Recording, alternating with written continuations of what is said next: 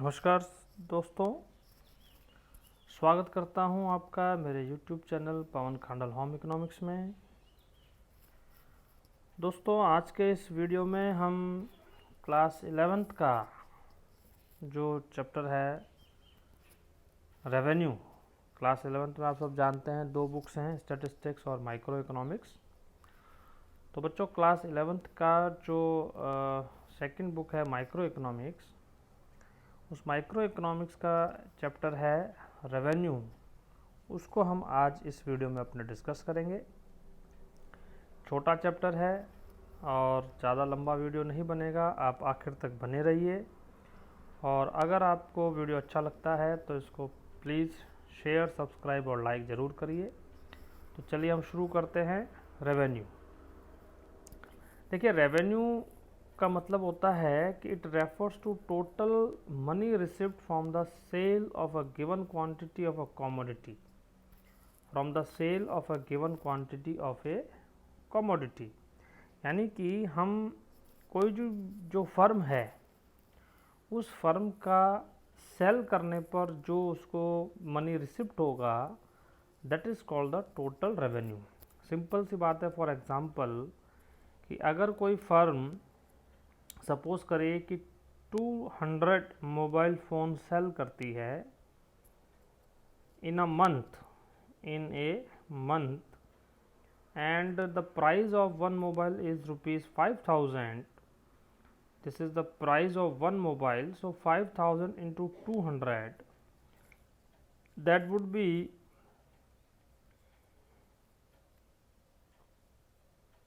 10 lakhs rupees. So this 10 lakhs rupees would be TR, total revenue of the firm.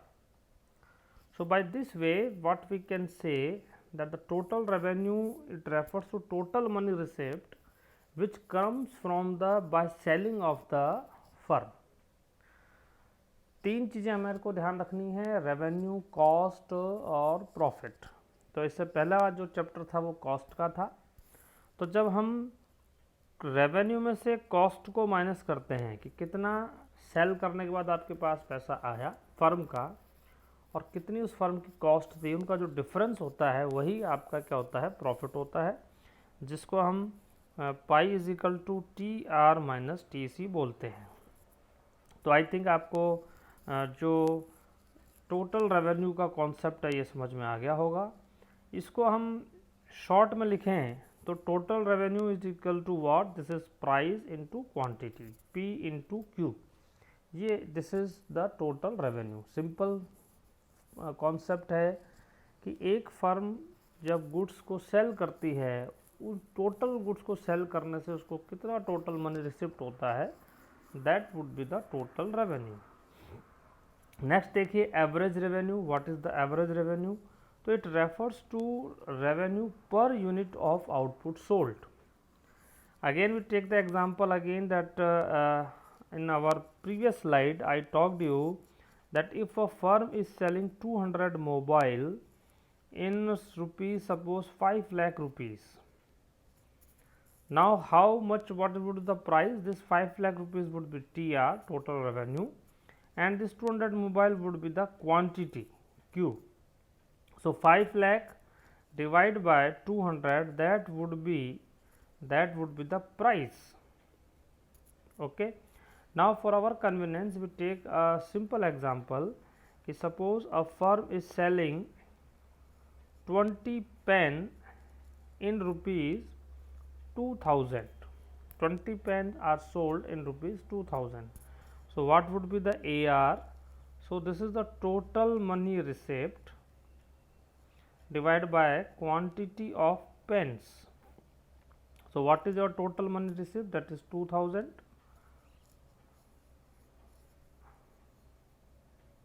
Just a minute. So what is your total money received? That is 2000, and your number of pen is 20. So in this case you can see the average revenue is rupees 100. So it refers to revenue per unit of output sold. एक unit को हम कितने रुपए में बेच रहे हैं या फर्म बेच रही है, उसको हम एवरेज रेवेन्यू बोलते हैं।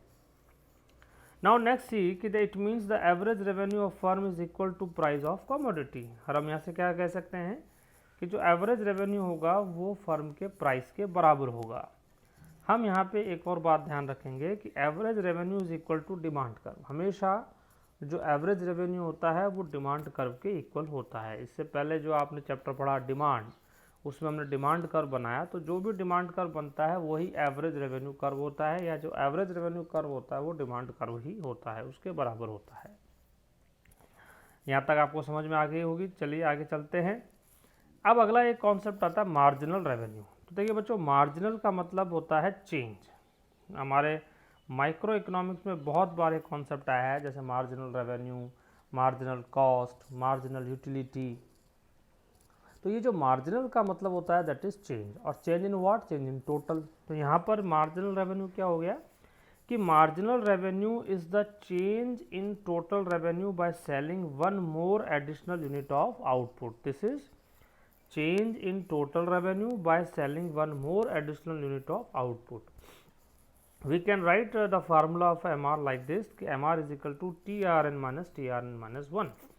Now see here that what is TRN? That is total revenue. TR is what? This is total revenue. Okay. Now what is N? N मतलब at number of quantity. इसको हम एक small table से समझ सकते हैं कि सपोज हमने यहाँ पर आउटपुट लिया Q और यहाँ हमने TR लिया, टोटल रेवेन्यू। आउटपुट हो गया हमारा 1 2 3 4 और टोटल रेवेन्यू हो गया, सपोज करिए this is 10, then it is 30 या 20, then it is 35 and after this is 50 या 55. This is just an imaginary example to understand the meaning of MR. Now see the MR. What is our definition? The definition is that marginal revenue is the change in total revenue by selling one more additional unit of output. जब आप एक unit बेच रहे थे तो आपका TR था 10, हम पहले यूनिट को हम छोड़ देते हैं। जब आप एक से दूसरे यूनिट बेच रहे हैं, यानी कि आपने एक एडिशनल यूनिट बेची, एडिशनल यूनिट बेचने से TR में कितना चेंज हुआ? जो चेंज हुआ वो 20 माइनस 10 यानी कि 10 का चेंज हुआ। इसी तरीके से आपने फिर एक और यूनिट बेची। अब एक और यूनिट बेचने से, यानी कि एक एडिशनल यूनिट आपने बेच दी, इस एक एडिशनल यूनिट के बेचने से आपका TR में कितना चेंज हुआ? तो TR में चेंज हुआ हमारा 15 का। देन यू सी कि when one more change in additional unit, एक और एडिशनल यूनिट में चेंज हुआ तो आपका TR में चेंज हुआ 20 का। तो एक एडिशनल यूनिट के चेंज होने से TR में जो चेंज होगा उसी को हम कहते हैं मार्जिनल रेवेन्यू। अब अगर हम इस फार्मूले को समझें तो TRN का मतलब है कि नंबर ऑफ यूनिट्स, यानी कि उस किस यूनिट पर कितना TR है। जैसे यहाँ पर N हमने लिया 2, यानी कि 2 यूनिट पर TR कितना है, तो 2 यूनिट पर TR है 20 और TRN माइनस 1 यानी कि N माइनस 1 यानी कि 2 माइनस 1, 2 माइनस 1 हो गया ये, यानी कि 1 यूनिट पर TR कितना है, तो 1 यूनिट पर TR है 10, तो 20 माइनस 10 इज इक्वल टू 10। तो इस तरीके से हम इस फार्मूले के हिसाब से मार्जिनल रेवेन्यू निकालते हैं। और देख लेते हैं, मान लीजिए N बराबर हमने ले लिया 4, N बराबर 4 हो गया, दैट मीन्स कि 4 पर कितना TR है, तो 4 पर TR है 55। फिर हम देखते हैं N माइनस 1 यानी कि 4 माइनस 1, 4 माइनस 1 हो गया 3, इट मीन्स कि 3 पर कितना TR है, तो 3 पर TR है 35, तो 55 माइनस 35 दैट बिकम्स 20। तो by this way we calculate the marginal revenue. I think ये आपको समझ में आ गया होगा। तो बच्चों, अगर वीडियो पसंद आ रहा है तो लाइक ज़रूर करिए। अब हम बात करते हैं relationship between AR and MR। अभी हमने पढ़ा एवरेज रेवेन्यू, एक हमने पढ़ा मार्जिनल रेवेन्यू। अब हमें इन दोनों का जो रिलेशन है उसको समझना है। We have to understand the meaning of both AR and MR, average revenue and marginal revenue. तो देखिए क्या फ़र्क है इनमें, क्या इनमें संबंध है, रिलेशन है। लेकिन इसके दो कंडीशन है। एक तो we will understand the relationship between AR and MR when price remain constant, यानी कि जब प्राइस कांस्टेंट रहता है तो AR में और MR में क्या रिलेशन है, और एक जब प्राइस चेंज होता है तो AR और MR में क्या रिलेशन है, हम दोनों को डिस्कस करेंगे। तो देखिए, if price of commodity is constant it means more output can be sold at same price then both AR and MR equal to each other.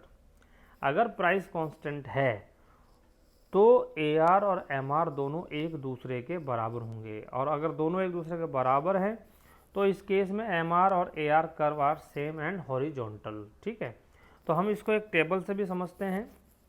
देखिए हमने यहाँ पर बनाया Q यानी कि आउटपुट सोल्ड, ये Q है आउटपुट सोल्ड जो फर्म बेच रही है, और इधर हमने सपोज करिए ले लिया AR को ही हम क्या बोलते हैं, प्राइस बोलते हैं। इधर हमने ले लिया TR और इधर हमने ले लिया MR, मार्जिनल रेवेन्यू। आउटपुट हम लेते हैं 1 2 3 4, और AR हम क्योंकि कांस्टेंट है, प्राइस कांस्टेंट है, तो हमने इसको मान लिया 10। यहाँ तक आपको बात समझ में आ गई होगी। हम जो AR और MR का रिलेशन पढ़ेंगे, ये रिलेशन दो कंडीशन में डिस्कस किया जाता है। एक कि जब प्राइस कांस्टेंट हो, प्राइस में कोई चेंज नहीं हो, और दूसरा जब प्राइस चेंज हो। अब अगर प्राइस चेंज नहीं हो रही है तो AR ही प्राइस होता है, इसलिए हमने AR को क्या मान लिया, 10 मान लिया। अब अगर AR 10 आ गया तो देखिएगा TR क्या होगा, AR इंटू Q होता है, average revenue into quantity, that is TR। तो इस हिसाब से यहाँ पर TR आया 10, देन आया 20, देन 30 एंड देन 40। अब MR क्या होता है, अभी जस्ट मैंने आपको पिछले स्लाइड में बताया कि MR होता है change in total revenue by when selling by 1 additional unit of output. तो सिंपल सा है कि अगर आपकी क्वांटिटीज लगातार बढ़ रही है 1 2 3 4 इस तरीके से, कोई गैप नहीं है, तो जो बाद वाली TR है उसमें से पहले वाली TR को आप माइनस कर देंगे तो आपका जो MR है वो निकल के आ जाएगा। तो पहला तो जो MR है वो 10 के बराबर हो जाएगा, फिर 20 माइनस 10 यानी कि फिर 10, फिर 30 माइनस 10 यानी कि फिर 10, फिर 40 माइनस 30 यानी कि फिर 10। तो आप यहाँ से देख सकते हैं बच्चों कि AR और MR दोनों क्या हैं, बराबर हैं, both are equal. That means कि अगर आपका प्राइस कांस्टेंट है तो AR और MR दोनों बराबर होंगे। अब अगर इसको हम डायग्राम से शो करें तो देखिए क्योंकि बराबर हैं तो इस तरीके से आपकी लाइन, हमने यहाँ पर जो प्राइस है वो 5 मानी है इस डायग्राम के अंदर, तो इस तरीके से आपका ये यूनिट सोल्ड है। यहाँ हम AR और MR ले रहे हैं क्योंकि प्राइस कांस्टेंट है और दोनों बराबर हैं, तो जो हमारा जो कर्व बनेगा वो हॉरिजॉन्टल बनेगा, हॉरिजॉन्टल लाइन, क्योंकि no change in the price. और प्राइस को अब हम जो है वो एक्स एक्सिस पे ले रहे हैं, तो एक्स एक्सिस पे जो प्राइस है 5 हो गई, ये चेंज नहीं हो रही, चाहे 1 आउटपुट बेचो, चाहे 2 बेचो, चाहे 3 बेचो, चाहे 4 बेचो, कितने यूनिट आप बेचो आपका जो प्राइस है वो कांस्टेंट है। ये हम इस डायग्राम से शो करते हैं।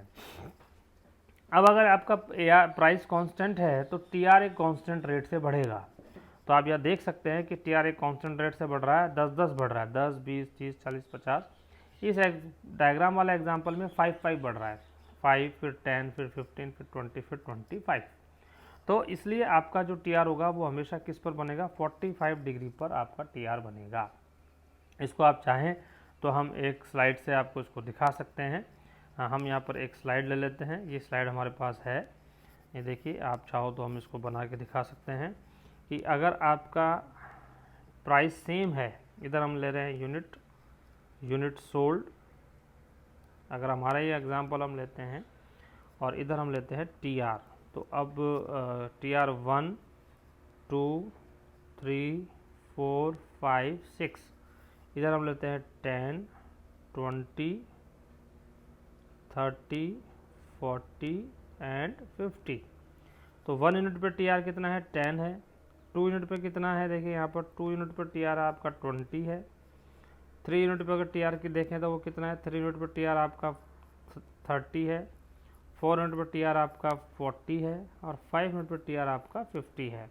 तो इस तरीके से आपके पास एक सीधी स्मॉल मतलब स्ट्रेट लाइन बनेगी और ये 40 डिग्री पर बनेगी एट 45 डिग्री, इसको हम कहेंगे TR।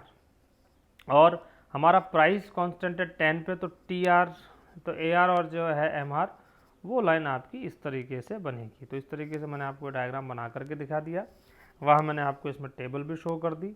तो आई थिंक अब आपको ये जो TR और MR है ये बिल्कुल समझ में आ गया होगा, relation between AR and MR when price is constant.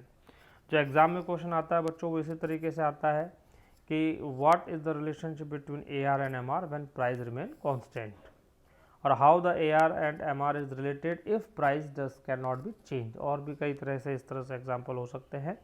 Question के डिफरेंट टाइप्स हो सकते हैं। आगे चलिएगा, नेक्स्ट है, जैसा मैंने हमसे कहा कि दोनों कंडीशन है, तो relationship between A R and M R when price falls with rise in output, कि ए आर में और एम आर में क्या रिलेशन होगा अगर प्राइस गिरती है विथ राइज इन आउटपुट, यानी कि आपका आउटपुट बढ़ने के साथ साथ आपका प्राइस अगर कम होता है तो क्या रिलेशन होगा। तो when seller sell more output at lower price, more output at lower price, then both A R and M R declines, तो दोनों क्या होंगी, कम होगी। But the rate of decreasing of M R is more than the rate of decreasing A R, लेकिन M R के decrease होने की जो रेट होगी वो ए आर के डिक्रीज होने की रेट से ज़्यादा होगी। एम आर जो है वो ए आर से कम होगी, और एम आर कैन भी जीरो भी हो सकती है, ये नेगेटिव भी हो सकती है, लेकिन ए आर जो होगा वो न तो जीरो होगा और ना ही नेगेटिव होगा। So A R curve will not touch X axis, तो ए आर अगर हम कर्व बनाएंगे तो A R curve X axis को टच नहीं करेगा। इसको हम एक पहले टेबल से समझ लेते हैं। मान लीजिए हमने क्यू ले लिया, इधर हमने वापस ए आर लिया, फिर हमने यहाँ पर टी आर लिया और फिर हमने यहाँ पर एम आर लिया, ठीक है। अब देखिए क्वांटिटी वही 1 2 3 4 5 6 तक हम ले लेते हैं। अब क्योंकि हमें प्राइस को क्या करना है, कम करना है, तो एक हाइपोथेटिकल एग्जांपल है कि सपोज करिए कि जब एक क्वांटिटी वो सोल्ड कर रहा है तो टी ए आर जो है वो 20 है, ठीक है। फिर 2 क्वांटिटी सोल्व कर रहा है तो ये 15 हो गया, फिर 3 क्वांटिटी सॉल्व कर रहा है तो ये 10 हो गया, 4 क्वांटिटी सॉल्व कर रहा है तो ये 5 हो गया, ठीक है।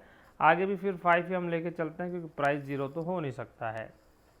अब जो आपका टी आर होगा ये हो गया आपके पास 20, फिर ये हो गया आपके पास 30, फिर ये हो गया आपके पास अगेन 30 और देन ये 20। तो इस तरीके से हम देखेंगे एम आर अगर हम देखेंगे तो इसमें ये हम पहला इसको काली भी छोड़ सकते हैं या 20 रख सकते हैं, और फिर नेक्स्ट आपका जो होगा दैट इज़ 10, उसके बाद फिर जो आपका होगा ये 0, तो यहीं तक आप समझ लो, और यहाँ -10। तो जस्ट एक इमेजिनरी एग्जांपल है कि दोनों देखिए ए आर भी कम हो रहा है और एम आर भी कम हो रहा है। ये माइनस नहीं है बच्चों, इसको हम माइनस नहीं मानेंगे, ये मैंने जस्ट पहले आप ये देखिए ओके। तो ये एम आर भी कम हो रहा है और ए आर भी कम हो रहा है, लेकिन आप देख सकते हो, you can see very clear कि एम आर के कम होने की जो रेट है वो टी आर के कम होने की रेट से क्या है, काफ़ी ज़्यादा है, ठीक है। ए आर तो 5 कम हो रहा है, जबकि एम आर क्या हो रहा है, वो 10 कम हो रहा है। तो हमें यहाँ ध्यान ये रखना है कि अगर प्राइस डिक्लाइन होता है लोअर प्राइस पर, क्या होगा, प्राइस लोअर होता है व्हेन द आउटपुट सोल्ड, तो both A R and M R decline होंगे, but the rate of decreasing of M R जो होगी वो ए आर की रेट के डिक्लाइन होने से ज़्यादा होगी, इट वुड बी मोर।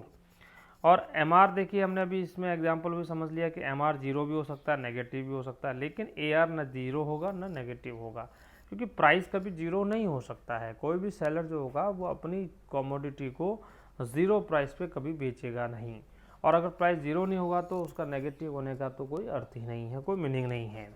अब देखिए यहाँ पर हमने इसको डायग्राम बनाया है, तो डायग्राम इस तरह से बनेगा कि ए आर आपका कर्व जो होगा वो टच नहीं होगा क्योंकि डिक्लाइन हो रहे हैं। जैसे जैसे आपके आउटपुट बढ़ रहे हैं, हम आउटपुट लेते हैं, तो जैसे जैसे आउटपुट बढ़ता है वैसे वैसे आपका बोथ एम आर और ए आर डिक्लाइन होता है। तो हमने दोनों को नीचे डिक्लाइन करते हुए बनाया है, लेकिन ए आर को हम यहाँ पर एक्सपर्ट टच नहीं करेंगे क्योंकि इसका रीज़न ये है कि ए आर कभी ज़ीरो नहीं होता। एम आर को हम टच कर देंगे क्योंकि एम आर ज़ीरो भी हो सकता है और एम आर नेगेटिव भी हो सकता है।